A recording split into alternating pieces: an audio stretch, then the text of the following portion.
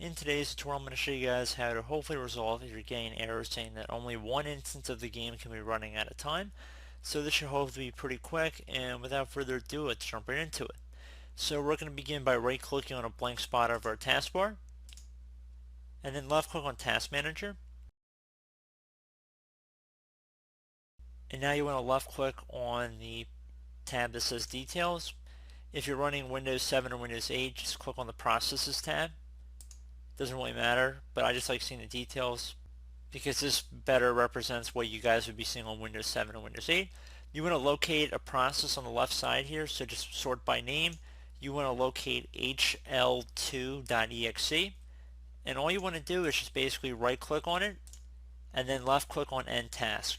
And then you might need administrative privileges to click on OK. And that's pretty much it. So again, hl2.exe is what you're looking for, and hopefully once you have disabled that process, it should be good.